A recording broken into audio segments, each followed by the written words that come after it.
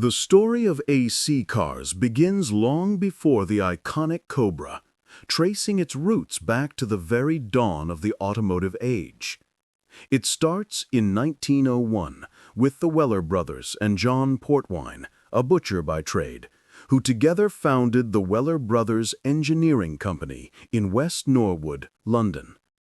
Their first creation wasn't a sleek sports car, but something far more utilitarian. In 1903, they introduced the Autocarrier, a three-wheel delivery vehicle with a single wheel at the front, designed to help small businesses, like Portwine's, move goods efficiently across the growing city. This humble vehicle was the foundation. The company soon changed its name to Autocarriers Limited in 1904. Recognizing the need for personal transport, they quickly began developing their first true passenger car, moving away from utility towards mobility. The pivotal moment came in 1907 with the launch of the AC Sociable.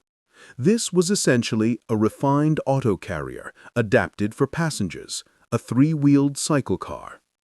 It was popular due to its low running costs and light weight, making it a favorite for those seeking affordable motoring beyond the motorcycle. By 1911, the company officially simplified its name to the initials that would become legendary, AC. Their ambition was growing, and they started to transition fully from cycle cars to conventional four-wheeled automobiles, signaling a new direction for the brand.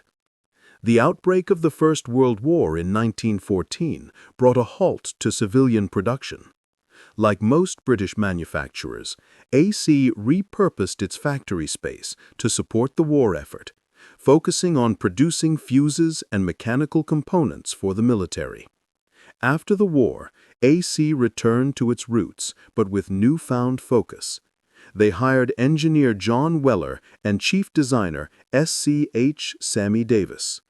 Their focus was on refining the AC-10 model, blending simple mechanics with quality craftsmanship.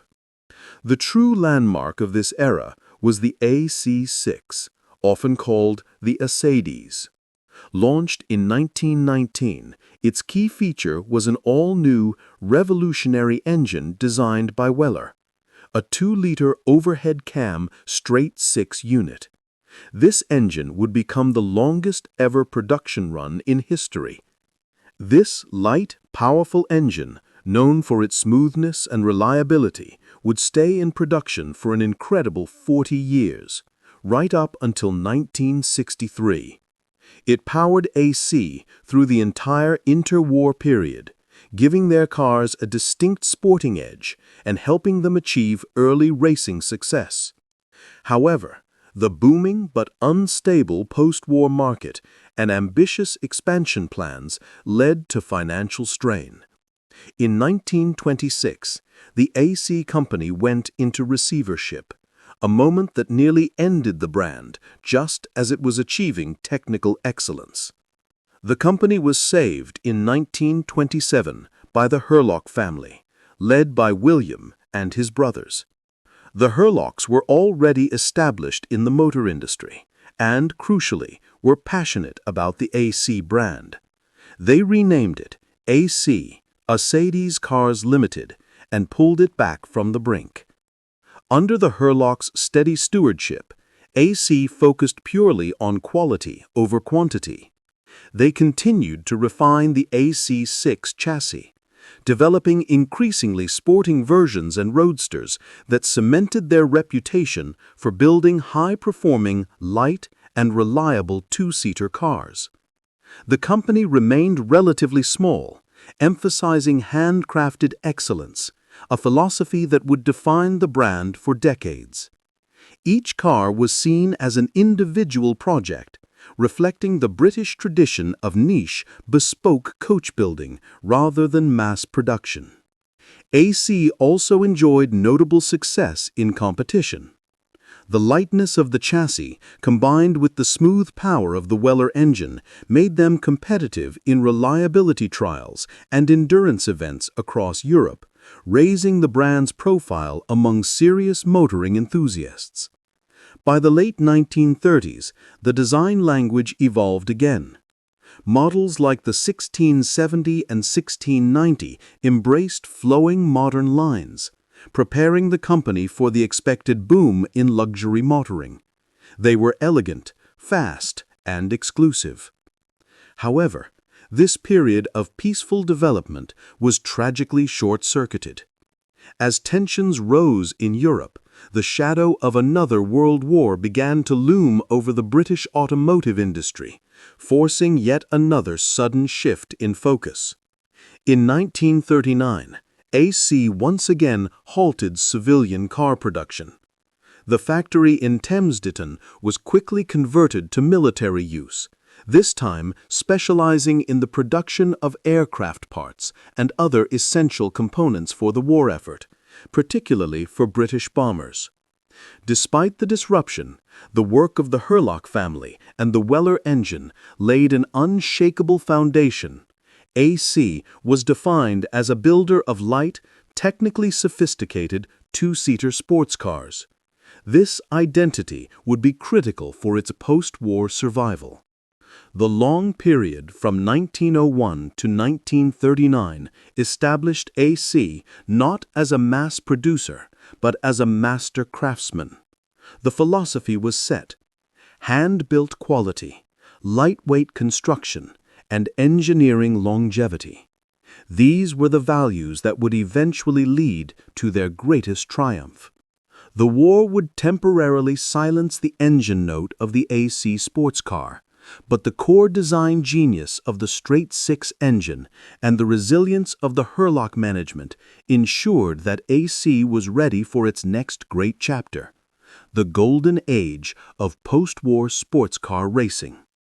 As the world emerged from the shadow of war in 1945, AC cars, still under the steady hand of the Hurlock family, faced the daunting task of converting its production back to civilian vehicles. The immediate post-war years demanded practicality, not performance. The first car to emerge from the silence was the AC 2-liter. It utilized the reliable, long-serving pre-war chassis, but featured a heavy four-door saloon body designed to appeal to the conservative post-war British market. While respectable, the 2-liter was a commercial compromise. Its heavy body made the car slow, betraying the lightweight, sporting philosophy AC had built its name upon. It was a means to keep the company afloat, but not a symbol of its true ambition. The Hurlock family knew that to truly thrive, they had to return to sports cars. The opportunity came in the early 1950s when they encountered a brilliant design by engineer John Togiero. Togiero had created an elegant, tubular-framed racing roadster inspired by the Italian Ferrari Barchettas. AC purchased the rights to this chassis, realizing it was the perfect vehicle for their legendary engine. This combination, the light, modern Togiero chassis and the proven AC straight-six engine, was the foundation for the most important car in AC history since the Acetus, the AC Ace. Introduced at the London Motor Show in 1953, the AC Ace was an instant sensation. Its lightweight, beautiful aluminum body, designed in-house, captured the simple elegance of a true two-seater British sports car. It was fast, agile, and immediately successful in amateur racing. The Ace was an engineering marvel for its time, featuring independent suspension at both the front and rear, using transverse leaf springs. This setup provided exceptional handling and made the car genuinely competitive against European rivals like Jaguar and Aston Martin.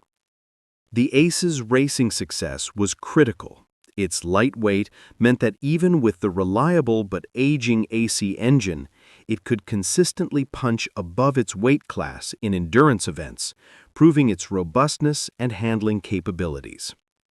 Capitalizing on the success of the open roadster, AC introduced the Asica in 1954. This was a stylish, closed, coupe version of the Ace.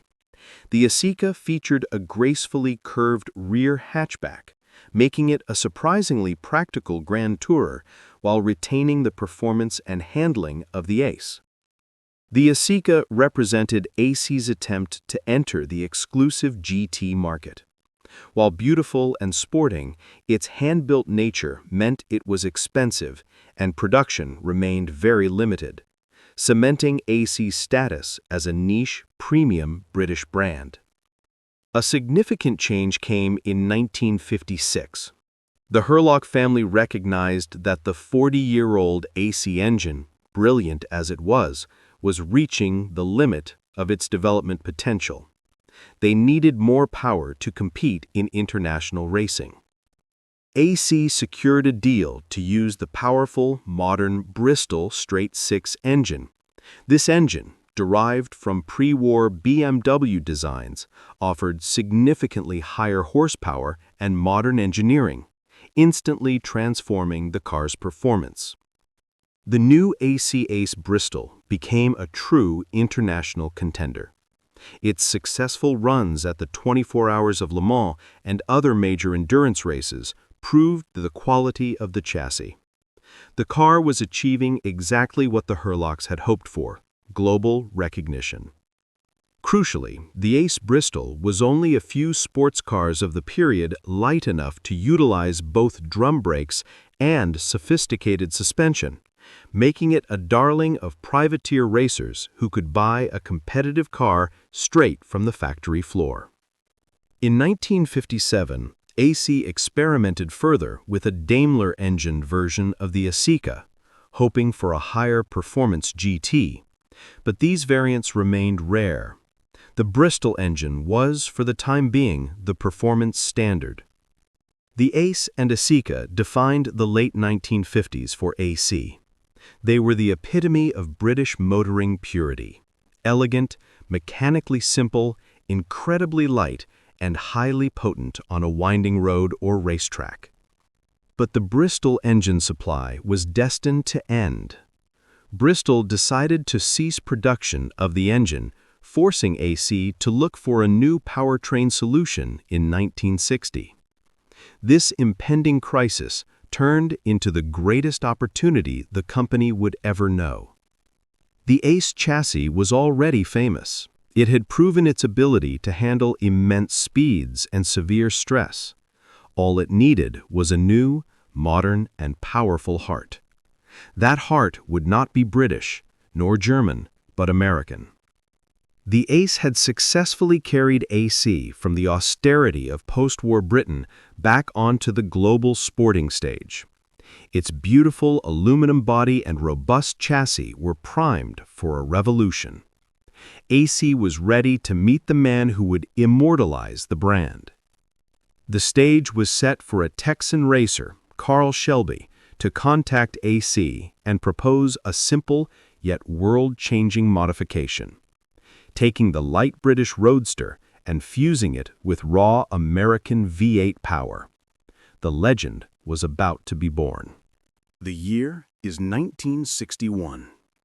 With the supply of the reliable Bristol engine ending, AC faced a dilemma. At the same time, across the Atlantic, legendary American racer and entrepreneur Carroll Shelby saw a different future. He knew that British had the world's best light chassis, and America had the world's most powerful engines. Shelby sent letters to several manufacturers, but only AC Motors, under the Hurlock family, responded positively. Shelby proposed a simple but revolutionary idea. Take the beautiful, proven Ace chassis and install a powerful, lightweight Ford V8 engine. The Hurlocks agreed, and the first Ace chassis, modified to accept a larger engine, was shipped to Shelby in California. The initial engine chosen was a compact Ford 260 cubic inch V8.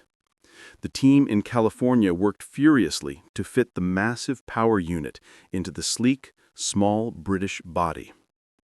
When the finished car, initially called the AC Ace 260, was unveiled, its performance was immediately brutal. It was incredibly light, weighing barely 1,000 kilograms, but packed with a robust 260 horsepower. This combination created a vehicle with devastating acceleration. Shelby quickly renamed the machine the Cobra. The name was legendary, supposedly coming to him in a dream. The snake badge represented the car's wild, untamable nature, perfectly capturing the machine's immense power and sudden striking speed. Production was a transatlantic affair. AC in Thames Ditton built the rolling chassis, including the body and suspension, then airshipped them to Shelby American in California. There, the Ford engine, gearbox, and final trim were installed. The demand for speed led to a quick upgrade. The Ford 260 V8 was soon replaced by the more powerful 289 cubic inch engine, boosting power close to 300 horsepower.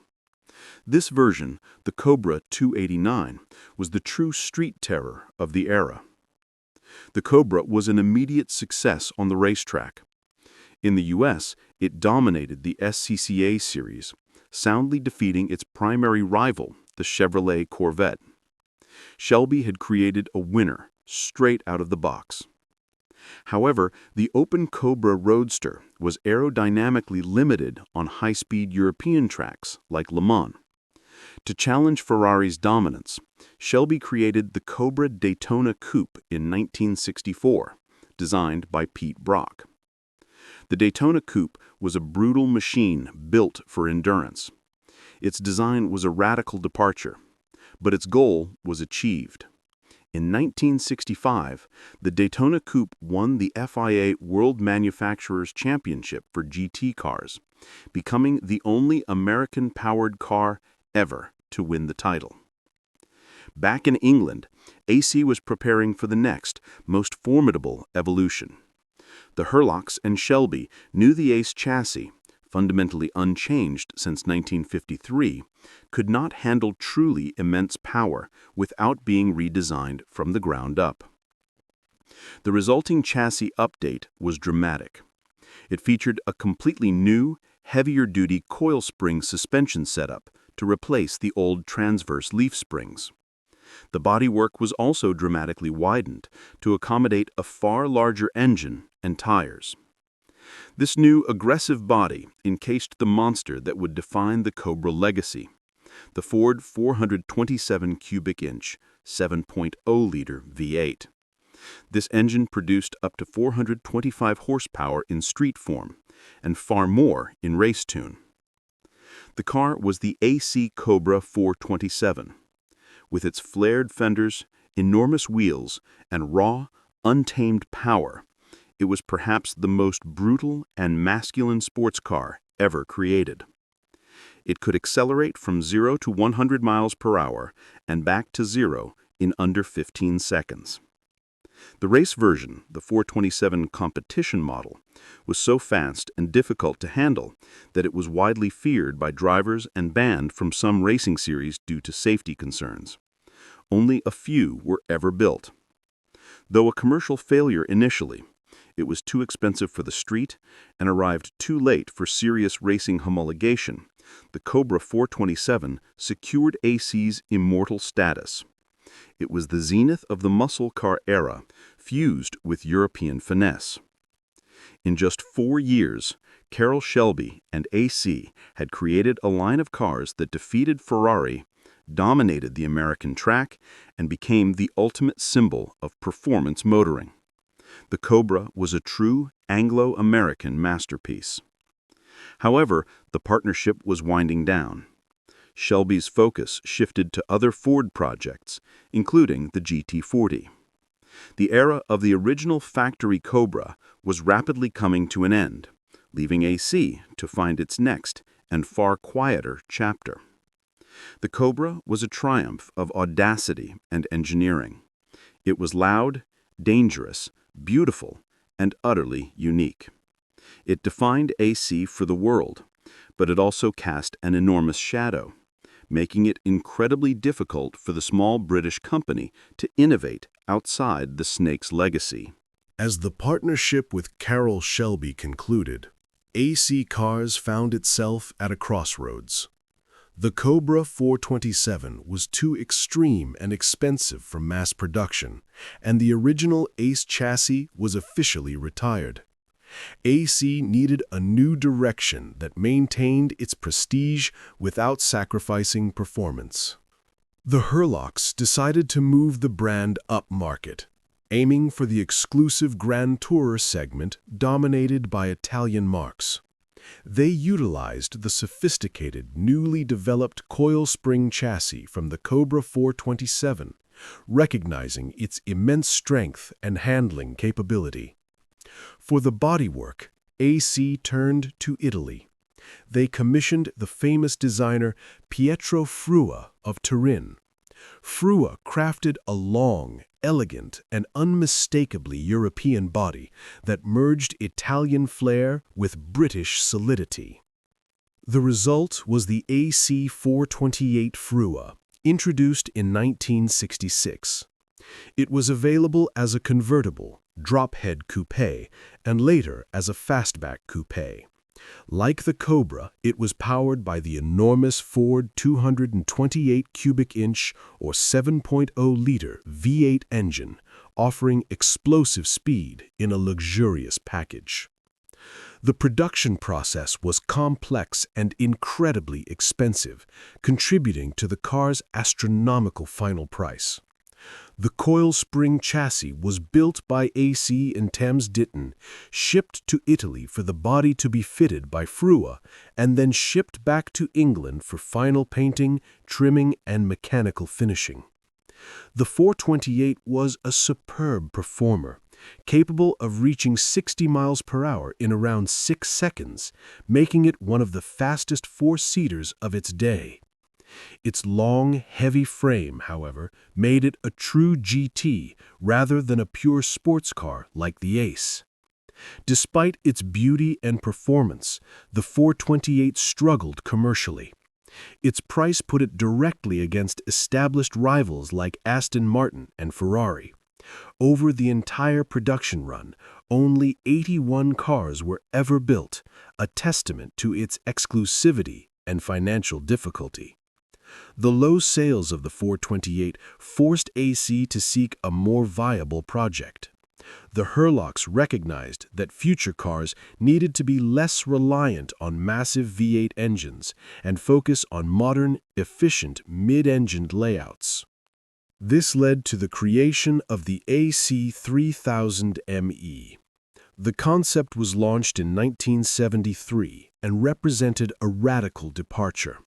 A compact mid-engine sports car designed to compete with the Lotus Esprit. The 3000 referred to the engine size, a reliable Ford V6 mounted transversely behind the driver. The car was designed with safety in mind, featuring a monocoque steel safety cell and a lightweight fiberglass body. However, the project was plagued by severe developmental setbacks. New, stringent safety regulations and complex homologation tests, especially the barrier crash test, caused long delays and drained company finances. The oil crisis of the mid-1970s further dampened demand for new, expensive sports cars. The constant delays meant the 3000ME did not finally enter full-scale production until 1979, by which time its original design was already starting to look dated. The low volume and high development costs of the 3000ME ultimately became too heavy a burden for the small factory at Thames Ditton.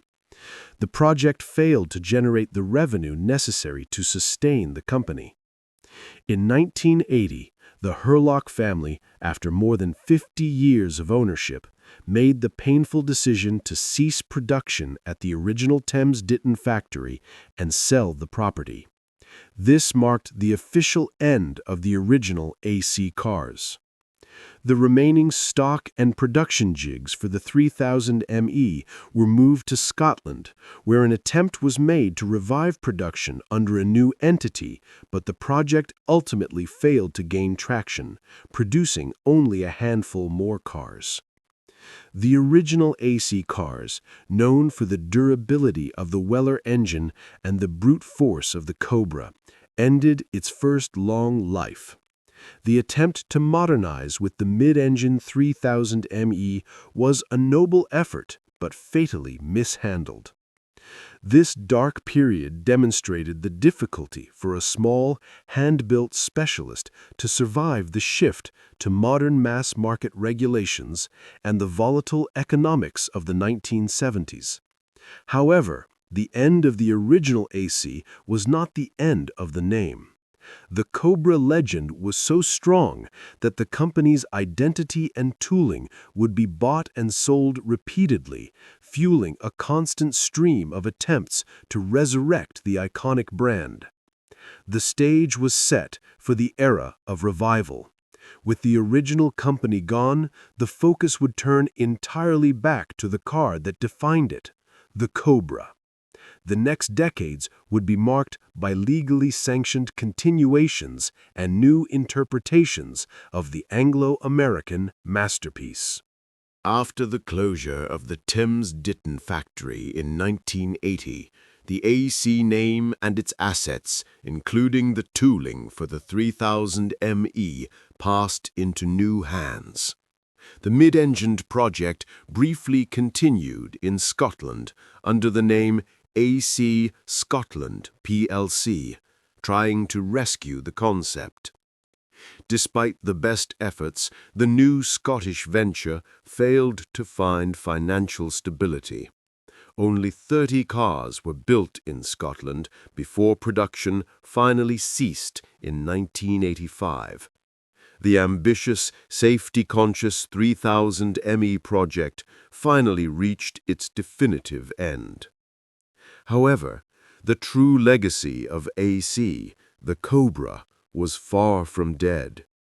The most significant revival came through entrepreneur Brian Anglis of Autocraft, a company that specialized in restoring original Cobras and building high-quality component cars. Anglis acquired the rights to the AC trademark and the original Cobra tooling. This led to the launch of the AC Mark IV in 1982, effectively a direct, legally sanctioned continuation of the original 427 wide-body design. The Mark IV utilized a modern Ford 5.0-liter V8, the 302 cubic inch small block, and featured safety improvements and a stronger chassis, bringing the classic design into compliance with modern emissions and safety standards.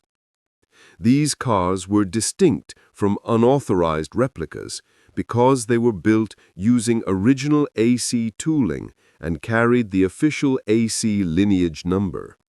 They were genuine, if modernized, descendants of the Cobra built under the AC badge. The Mark IV proved to be a critical success, maintaining the hand-built quality and raw appeal of the original. It was an expensive, exclusive car, sold through select dealers worldwide and instantly recognizable as the true Cobra. In the early 1990s, the company was restructured and attempted another ambitious project, a completely new, modern sports car to rival the likes of Porsche and Ferrari, moving beyond the 1960s design. This was the second-generation AC Ace, launched in 1993. It was a handsome two-seater convertible, designed with modern aerodynamics and powered by the popular Ford V8 found in the contemporary Mustang. The new Ace was a technically advanced car, featuring a lightweight aluminum body and a thoroughly modern chassis designed by IAD, International Automotive Design. It was a credible effort to drag the AC name back into the mainstream GT sector. Despite its quality, the new Ace suffered from the classic AC problem: immense development costs and a volatile market. It was very expensive to produce, and the brand lacked the marketing power to compete with the giants of the industry. The failure of the 1990s Ace to achieve high sales volume put the company back into financial difficulty. The model was soon retired, confirming that AC's immediate future rested solely on the enduring appeal of the Cobra. Meanwhile, the AC Mark IV continuation models remained the core business. These cars were now widely recognized as the definitive, authentic way to own a Cobra, carrying the necessary historical weight that replicas lacked. Brian Anglis was forced to sell his majority stake in AC to a South African investment group in the late 1990s. This marked yet another organizational shift, with the manufacturing base briefly moving abroad to South Africa. The new international structure led to the creation of the AC Superblower in 1999. This was a direct, aggressive evolution of the Mark IV, featuring a supercharged V8 for even more brutal performance, catering to the performance market. The Superblower served as a loud, proud statement. AC was back in the business of extreme performance. It was a deliberate return to the original 427 ethos, designed purely for visceral excitement rather than mass market appeal. By the turn of the millennium, the AC name was officially split into two core branches: the classic continuation models, primarily assembled in Europe, and the brief, separate attempt at modern luxury that failed to gain traction. The 1980s and 1990s solidified one truth: the AC brand survived solely on the enduring power of the Cobra. Every attempt to innovate beyond the iconic roadster ultimately failed, leading the company back to its Anglo-American roots. As the 21st century dawned, the focus remained on refining, updating, and remarketing the Cobra legend. The history of AC was no longer about new designs, but about faithfully preserving and powerfully escalating a 60-year-old icon for a new generation of wealthy enthusiasts. The beginning of the 21st century saw AC cars, now managed by various corporate entities, settling into its role as the official custodian of the Cobra legacy. The core business remained the production of the MK4, catering to affluent enthusiasts who demanded authenticity. The focus was firmly on performance escalation. New models like the AC Superblower and later the AC MK6 continued the 427 tradition, pushing horsepower levels to new extremes, often over 500 HP in a lightweight body. However, the brand struggled with identity and consistency. Ownership changed hands frequently between various investment groups in Britain, Germany, and Malta, leading to periods of production inconsistency and confusing marketing strategies. Despite the turmoil, the AC Ace was briefly resurrected again in the mid-2000s with the AC Ace V8, using a Corvette engine. This attempt to launch a modern car again proved difficult to sustain against established competitors.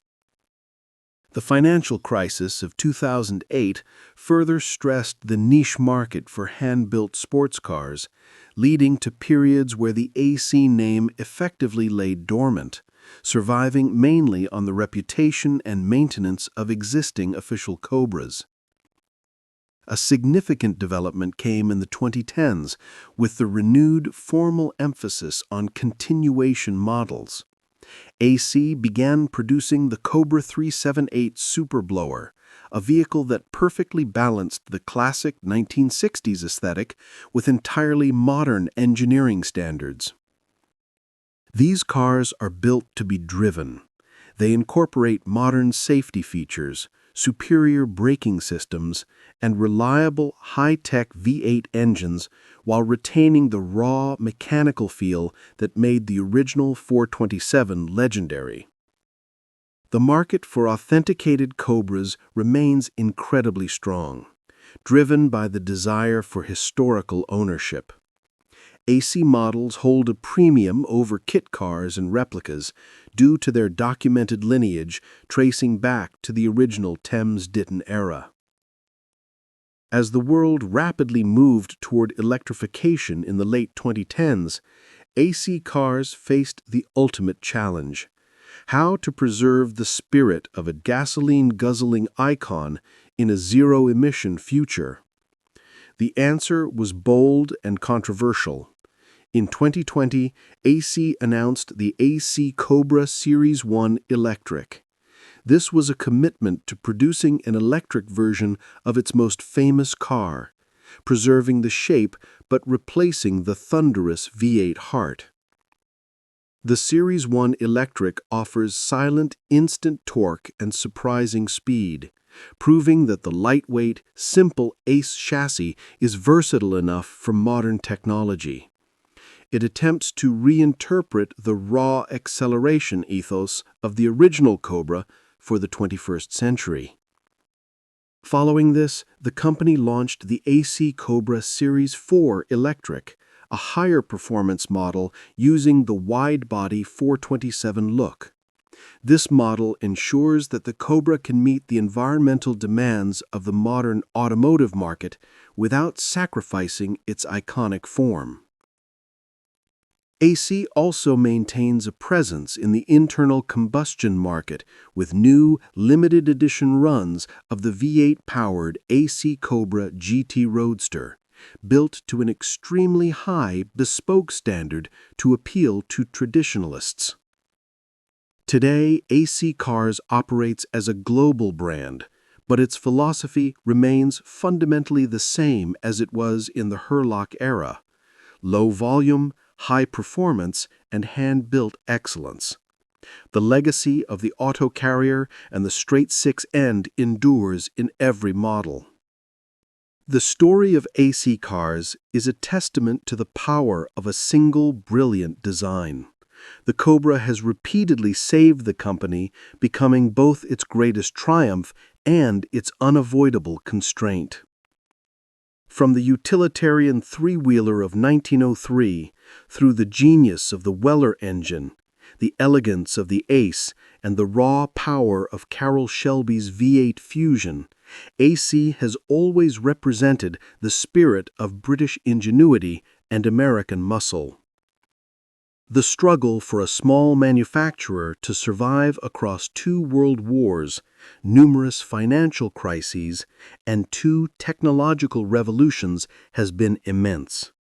Yet the name survives, carried forward by a devoted following and the immortal shape of the snake.